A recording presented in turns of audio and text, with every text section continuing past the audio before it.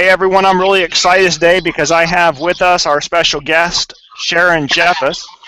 She has a BSSE in art education from John Brown University and studied painting at Metropolitan in Denver and sculpting at Southern Illinois University. She has written over 20 books. She has also developed a visual mana teaching method, which we're going to talk about, and in that method, she integrates art and art appreciation techniques, vocabulary, and core subjects. She has also written an Indian arts and crafts program that was rated outstanding by the Bureau of Indian Affairs. Sharon taught in the public school for 10 years before she left the public school system to write books, travel, and homeschool her 2 sons. She and her late husband, Richard, started Visual Mana to encourage young Christians in the arts and meet the needs of visual and kinesthetic learners. Sharon and her husband, Richard, taught art for thousands of homeschoolers across America before he passed away. And she has many other accomplishments that you can see on her website. And I recently came across an article that she wrote in a Virginia Home Educators magazine on teaching art to kids. And I wanted to have her on for that purpose. So Sharon, welcome. Well, thank you very much for having me. Yeah, you're welcome. And I am one of those people that you would say is artistically challenged. So this will be a good talk with you because you should be able to hopefully give some inspiration to those of us who are not of the same ilk as you. And so what I want to do first, Sharon, is just, I mentioned a little bit about you, but if you could introduce yourself a little bit more and a little bit about your family, that would be great. Okay. I started homeschooling. I was a public school teacher, and I taught at a Christian school for a couple years in Branson. And actually, my kids, of course, are graduated and they're adults now. But I started homeschooling around 1992, and that's when I wrote my book. And at that time, there weren't a lot of people that were homeschooling. And so it was quite a privilege to get to do that. My husband was really for it, and it was just a great thrill and a privilege to get to homeschool my sons. I don't regret a minute of it. It was wonderful, and I always loved art. I could never decide between art and English, and of course you have your verbal communication and your visual communication. They're both very, very important. And I ended up writing and doing art, and I think so many times young people are talented in both of those areas. They're coming up and they're like in high school, and they want to do, they want to just learn how to communicate, and I try to do it with excellence. I think as Christians we need to be the best of the best, so to speak. Yeah, absolutely. Yeah, that's good. So I have a couple of things I want to mention just about your bio. First of all, my father actually retired from the Bureau of Indian Affairs after serving for 22 years in the government, and so I found it interesting that you had created a Indian art and crafts program for the, or I don't know if it was for the Bureau of Indian Affairs, but they certainly approved of it, and yeah, that was pretty. Yeah, I taught when my husband. When I got married, my husband went back to school at John Brown University as well. Mm-hmm. I graduated from there. His sister graduated from there, and he decided to go back and get his degree from there. And I taught at Watts, Oklahoma, which was a Cherokee Indian school. Okay. And I had that opportunity to write the program, and okay. It was great experience, just a wonderful experience. That's great. So you started to mention this already, but I backtracked on you. I apologize for that. But you said you wouldn't look back at going back into homeschooling. What actually was it that triggered you to want to homeschool your kids?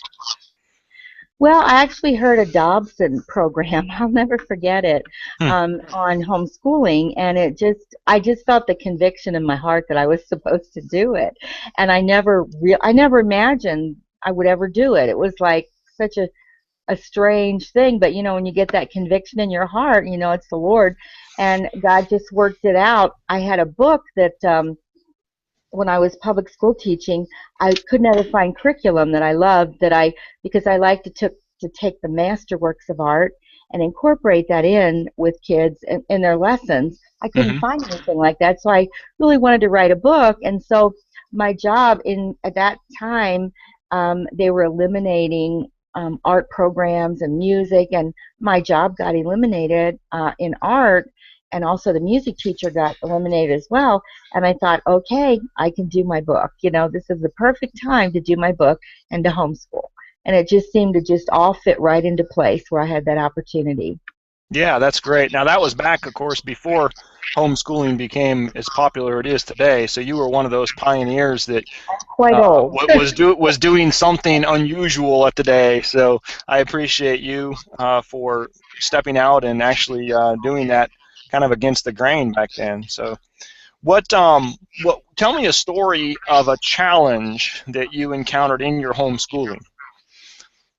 Well, my older son was creatively gifted, and Hmm. that was gifted, very gifted, and a lot of times it's very difficult to raise a child that's very, very intelligent, Yes. because it's just a challenge because you have to keep them challenged. Hmm. And he also had a visual handicap, and my younger son, he was sort of like me, ADD, just all the time, active movement and everything. And he tended to be more athletically oriented, and he actually walked on at John Brown University and got a swim scholarship back when Wow. they had swimming for young men. And so they were both very different. And what I found is I started with ACE curriculum. Not, I don't know if I should mention a curriculums, but I Fine. the ones I started out with I found didn't work. And Mm, I think when you start homeschooling, sometimes you're overly stressed and you're sure. thinking, oh my goodness, I have to just do this and this and this. It can be very stressful. But then I think when you sort of relax a little bit and understand the learning styles of your kids, I mean, some students do better with the workbook approach. You have visual learners, kinesthetic learners, audio learners, and there's a book, there's so many people that have great information on this, Joyce Herzog, Diana Waring, but I think I like The Way They Learn by Cynthia Tobias. Hmm. I always thought that was a good thing because a public school teacher might have 25 students, and it's very difficult. A good public school teacher, I believe, has to teach on 3 levels. I think you have to really challenge the very intelligent children. You have to meet the needs of the students that are right in the middle, that are average, and then you have to really encourage and work with the kids that you're trying to get up, to being average and then to excelling. But when you homeschool, it's so wonderful because it's one-on-one. You really can Right. understand the child's learning skill, and you can really help them and work with them, and that's so good. Hmm. So you say that probably in summary, then your challenge was basically trying to figure out the different learning styles of your children and how best to teach to them. Yeah, how to relax and just Okay. enjoy it and not be, so stressed out. You have to do this curriculum and Right. you have to like it and it has to be, and to be able to loosen up a little bit because it's such a wonderful thing that in homeschooling you can do that. Yes, that's right. That's good, and I appreciate you saying that. I think there's a lot of parents out there that are trying to homeschool, and when they first start, they try to bring school home, Exactly. and that's really not what homeschooling is.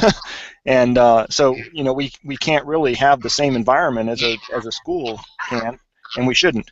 So Yeah. I appreciate you saying that.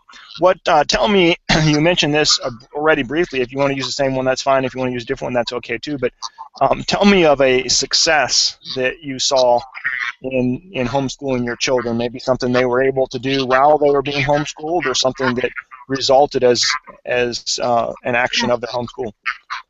Well, I know my younger son, he developed his own business, Wow, great. and it was a tree clay. It was really neat because he learned how to package it, and he Hmm. actually sold it to Miller Pads and Paper and Rainbow Resources Wow, for a that's great. time. I mean, he'd be out there with this sawdust and mixing up this stuff, and he'd be totally covered with white, and putting it into the baggies, Ziploc baggies, and printing off the things and stapling them. Hmm. And it was just a business that he had that I thought was such a good experience, and just so many wonderful opportunities like that, and my older son worked with computers, and they just had opportunities as homeschoolers to do business, to Yeah. become entrepreneurs, which I think homeschooling lends towards leadership Right. because, you're not just a robot. I don't want to say anything negative, about, of course, public school kids, but many times they don't have a lot of opportunities to be able to Mhm. do that. They can't hardly think for themselves. Right. Um, and I think the homeschoolers get to do that, have that opportunity to really think for themselves. Right. Yeah, I agree with that. My kids work with me regularly and are learning skills of entrepreneurship. And my oldest son, who's out of the home now, he of course started a business early on, and I think that's one of the benefits. And I think as homeschoolers, we're kind of uh, different than the average package anyway, and so our kids kind of grow up learning that, and so that's great. So, tell me Yeah. about the visualmana.com, which is your website, and what you have available there, and why you started, that kind of thing. Well, my husband's vision and my vision was to be able to have a training facility for kids that would be able to train them in excellence in the arts and that they could go out and use it as a ministry. And that would include like doing murals and doing things, learning graphic art, because I think a lot of times, like we look at dinosaurs and we don't understand the huge part that art plays in creating a dinosaur. Because I know Mm, my husband, he would just started making life-size dinosaurs. He would get the bones faxed to him, mm, and we look at these dinosaurs. Steven Spielberg created what a raptor looks like, because mm-hmm, actually we only have bones. And the importance of a politician, and they have an art director, and the art director says, okay, where do you stand? And we're always manipulated continually by visual images, and right. being able to understand the elements and principles of art and the very basics really help hugely in whatever you decide to do. And there's many things you can be very successful at when you're taught, like I guess you could say holistically, you learn it all together. Mm-hmm, You learn you learn, if you look at a masterwork of art and you say, well, this is how this was done, this is atmospheric perspective, and this is how you can do it on a big mural, and you can communicate a gospel truth, and it's just wonderful. I mean, to be able to train kids to do that. yeah. So how does one begin to do that? How does one begin to incorporate art holistically into a training of children? Well, first off, I wanted to mention the LandryAcademy.com, and if you go, I do intensives, art intensives, and Okay. 2 days you can get high school art credit. It's well, of course, I think it's and anyway, and I do a camp for older kids, like a 4-day thing, and it's I'm gonna do one in the middle of February in Charlotte, but we learn how to do murals, and we did in the fall we did a mural as the deer pants after the water brooks for Mm, a camp in Iowa. And these are things that, my dream is to be able to do a building, the side of a building, and be mm-hmm, able to really communicate the gospel and beauty and uplifting, things for people to enjoy. But as you're starting out, I mean, when you're doing art with children, a lot of it is fine motor skill development and mm-hmm, learning how to, your myelinization, I guess you could say, you fine motor skills, how to do it step by step. But a lot of it is invention and creativity, and art is the one subject where if they are knowing with a younger child, if they're understanding, there are a couple vocabulary words, if they're looking at a masterwork of art, if they have a project that you introduce, then if they can become real creative with it, that's excellent. Like one time with younger kids, I was doing, I love this story because I just love what this little boy did. But I was doing sea captains, and we were looking at masterworks of art, seascapes, and we took a paper towel roll, and I had them make a little sea captain with, cut paper and just a little outfit. And this one little boy, he actually turned the sea captain into a telescope and hmm, then did a seascape, just a little guy, and he said, look what I did, and the idea is that art is an idea of, if you're encouraging kids, it's original thinking and mm-hmm, problem solving. and using your imagination. And, when kids get to the point where they want to make it look real, if you keep introducing line, shape, texture, value, color, form, your elements of art, and if you teach it line upon line and they learn it, they can achieve success in doing the visual arts, and they can a degree of success. Of course, I feel like some students are anointed to do it. They're very gifted, and they can just sit down and they don't even need training practically. They need training in putting it together in a digital portfolio and understanding what to do with it. But I think for anyone to understand the elements and principles and understand how to communicate visually is a really good thing, even if you're just making posters for dad's business, Mm-hmm. or you're going and doing, there's some great open source graphic art programs. If you don't want to spend a lot of money and get Adobe Photoshop, you can use GIMP, and you can put pictures in there and you can manipulate them and you can have them be digital, and if you, and with history and art, if you think about the connection of math and art. I just got done with an article for the Old Schoolhouse magazine on math and art and the idea of tessellations and perspective, and M.C. Escher and what he did, with symmetry, and there's just, and science and art. Of course, Da Vinci, a magnificent example, and very few people know that Robert Fulton was the Leonardo da Vinci of America because he was also an excellent painter. And there's so many early American inventors. The founder of Scientific American magazine, Rufus Porter, was an inventor and an artist. And so there's such a connection. And then history, of course, how do we know? We can read a verbal description of what King Henry VIII looked like, or we can look at portraits in art because there were no cameras. Right. And so to understand history, you have to really, look at the visual images, and then you can understand history better. Yeah. So it does connect with almost everything. Yeah, it sure does. I remember in one of the courses that I took in seminary, it was a Christian philosophy course, and I don't remember much from that other than one thing that was very practical was how one's philosophical interpretation, particularly their view of nature and material things, how that related to the art that was produced in that time period. Yeah. And if you look at some art, Christian art is very unrealistic, where they have a lot of halos and a lot of images, but not a lot of real proportional. I don't know how to describe it, a lot of proportional art.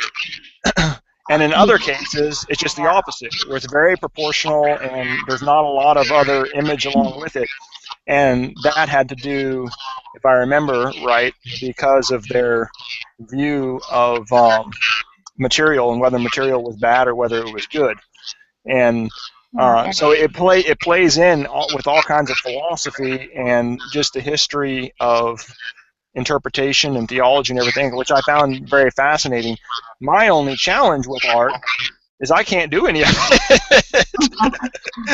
I mean, my stick figures are challenged. And I would love to be able to do more art, primarily because I believe, and I'm sure you would agree with this, God is artistic. If you look into the heavens and you look around the earth, you see the art that God has developed just in his handiwork. And so when we express ourselves, we are in a way demonstrating the glory of God. And yet when you look at stuff that I create, it it's a far cry from that. So my next question is, how do you help somebody like me that is has very little artistic ability? I mean, I can look at art, but even with that, I'm limited to some extent. How do you help me and others like me teach art to their children? Well, I think that it's very very progressive. I mean, if you do a simple line drawing, that's the first element of art, and it's amazing what you can do just with line. And if you look at master artists like Van Gogh or Doré, Hmm. they did beautiful pictures using line, and um, the Doré has one the creation of light. It's just really cool, and it's just using lines, and then you introduce shape, and everything is about light, and nothing is the same color. And a lot of people have no idea how to use materials and supplies in art, and it's like sitting down and trying to play the piano if you've never played.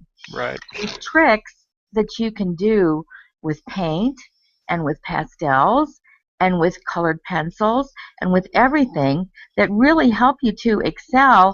And if you don't know that, if you don't know how to use the materials, then you can't do as good a job as if you actually do know how to do it. Sure. And so if you can learn how to do it and then start experiencing success, I had one mom that she became a really good artist and had shows and everything as a homeschooler because she loved art and she never had time.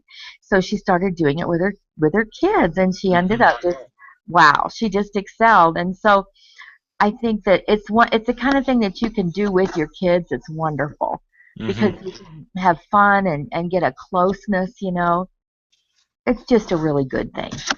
That's great. So, what can someone find at your website, visualmana.com? What if they go there? What kind of resources are available, and what are some things you'd like to point out that would be helpful to people? Okay, if you go to my website, it's visualmana.com, and I'm trying to revamp it, of course, but uh, you can you can see links to different things, and I'm trying to, because I'm older, I would love to teach as many kids as I can, because when you get older, you just want to pass it on, Sure. and you want to duplicate what you know in other kids that they can go out and teach. So I really want to do that. And so we do murals for churches, and Rainbow Resources has published almost all my books. They've printed them, and so you can go to their website and get hard copies of the books through the core books and drawing books, etc., through Rainbow Resources. And they also have a link where you can go to free lessons, video lessons that I recorded for them that are really fun. And I think that if you want an art program for several months, it would just be a really fun thing to do with your kids. Or, it shows you how to use the materials and supplies and how to do not only the masterworks of art, but also um, the elements and principles of art at the same time. I'm really very strong on the masterworks of art and kids seeing the masters because it's part of their culture Sure. and their history. It belongs to them. And it's so wonderful to be able to recognize something when you go in a museum and Hmm. you can actually say, oh, yeah, I saw that picture before. That's Titian. I love that. I mean, it's just a neat thing to be able to do that, and then to be able to see how the artist got it to look that way. Hmm. Yeah, that's good. In homeschooling, well, actually, in any kind of schooling, we try to encourage our students to read the classics, and certainly that would carry over to the artistic works as well. It's important for them to know the classic works of art and learn from the best that were out there. Oh, definitely, definitely. But it should be joyful. Doing art should be fun. There shouldn't be a lot of pressure, Uh-huh. to perform, because I think in the school day there's so many classes that you really do have to do just a certain way to get it right.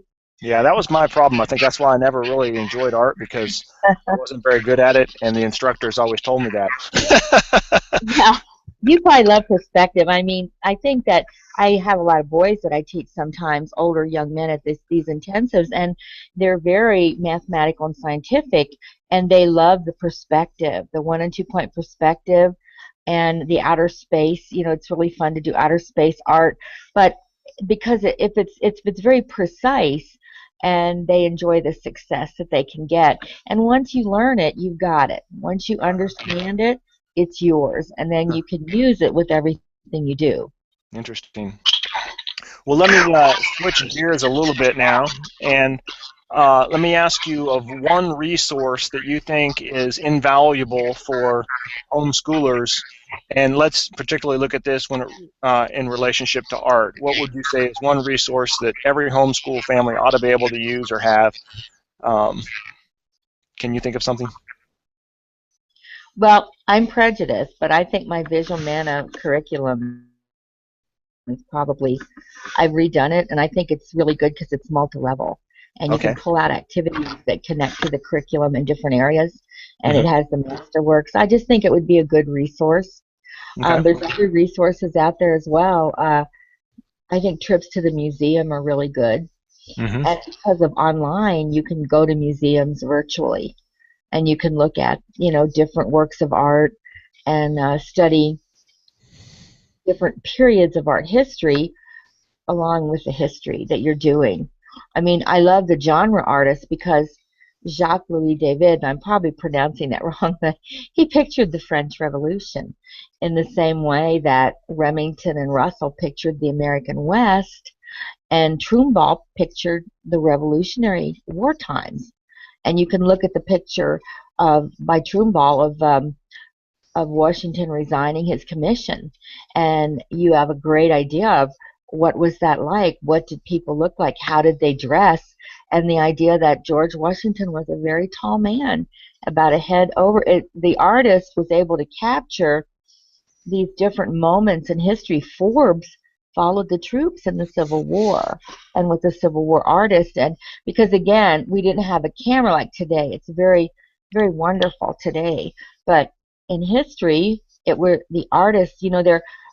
Benjamin West was appointed the historical artist to the court of King George.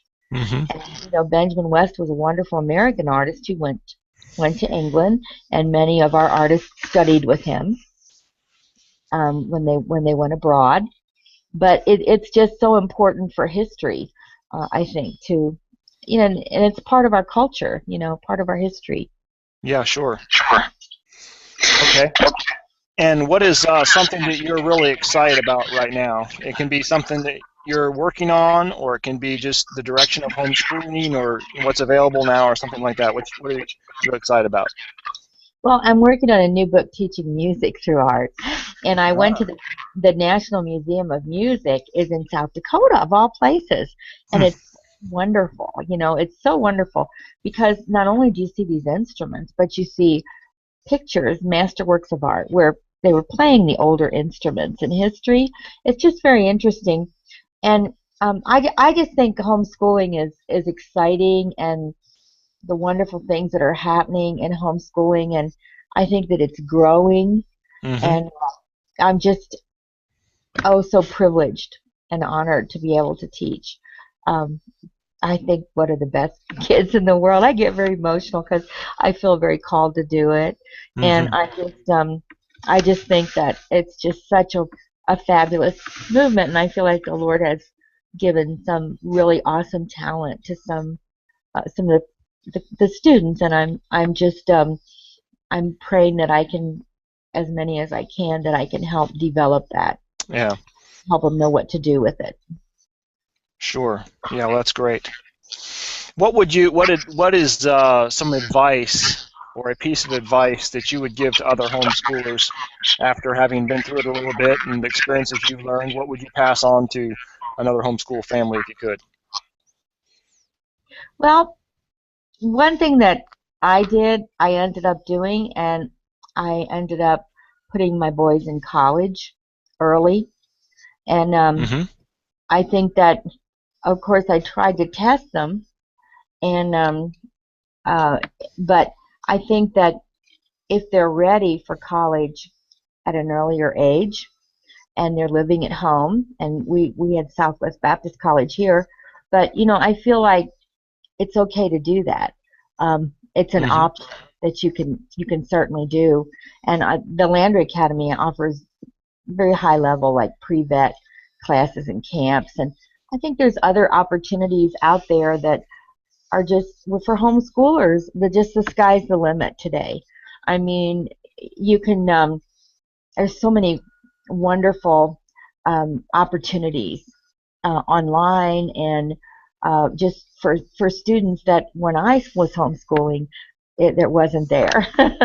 I wish there Right. would have been more, but it was at the very beginning. So I didn't have anything close to the opportunities that are there today. It's such a blessing. Yeah, absolutely, it is. I've got an additional question. This is not one that I ordinarily ask, but I think it's important to ask you because you probably have a better sense of it than I do. But it seems to me like, and I don't know about recently, maybe it's changed, but it seems to me like the church, for the most part, has distanced itself from art and culture. And so what happens is that much of the art that is produced is sometimes vulgar, and sometimes not reflecting the beauty of God.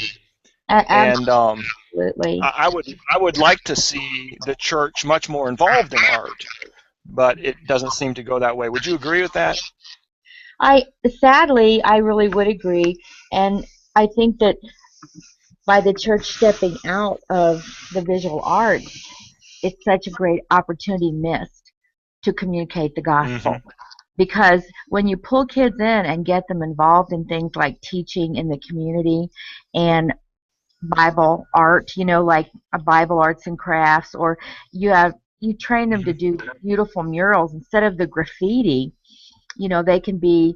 There's an article in Charisma magazine, and it's about a gentleman who was a muralist, and I don't have the information right in front of me, but he actually went to a block in Chicago, a city block that was there was people had died there. There was drug house. It was just awful. And he did a mural, Mm. and the mural, as I understand it, was the beauty of creation, the ugliness of sin, and then the majesty of Christ on the cross and what He did for us. And it metamorphosized the whole neighborhood. He said it cleaned it up. The people got involved, and the gangs didn't want anybody coming close to it. They were so proud of that mural, and it just did so much. And I Mm. think that art can change. There's so many homeless missions, and there's people are going on mission trips, and art transcends language. And it Sure. always has been. I remember there was a lady that I had a Bible bookstore in the town that I'm in, and she had built a diorama of the story of Christ. And one of the local policemen came in and actually invited Christ into his heart because he was so impacted by the Mm. whole story visually, and to see it visually, and or just to do beautiful. Our society needs beauty, and Right. the Absolutely. beautification so badly, and the more the church can get behind this, the better it's going to be. And I pray that I can send kids back to their churches, and that they will do this, that these kids that are so gifted and anointed by God to do this will be able to do it. Yeah. Boy, that's great. And that a worthy objective to be able to re-enter Christians into the artistic, fine arts, and visual arts perspective. I think that's a good thing. So I appreciate your work. If someone wants to find out more about you or to contact you personally, how is the best way for someone to do that? You can email me at visualmanna@gmail.com. My phone number is 573-453-6364, or you can go to visualmanna.com, and you can read about it. Visual Manna is on Facebook as well. I'm trying to get media savvy, but I'm not quite there yet. But I just would, any way that I can encourage or help any of these fabulous, gifted young people, I would love to do it. Go to LandryAcademy.com. They're offering the art, and it's just such a great opportunity. Rainbow Resources, and they have the free lessons there. So all of those things.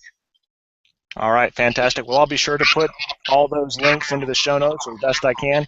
That way, if anybody wants to just go from the show notes right into those various resources, they can do that. And I really appreciate your time, Sharon, and what you're doing for the arts and for the homeschool community as it relates to arts. And is there any last minute thing you'd like to say?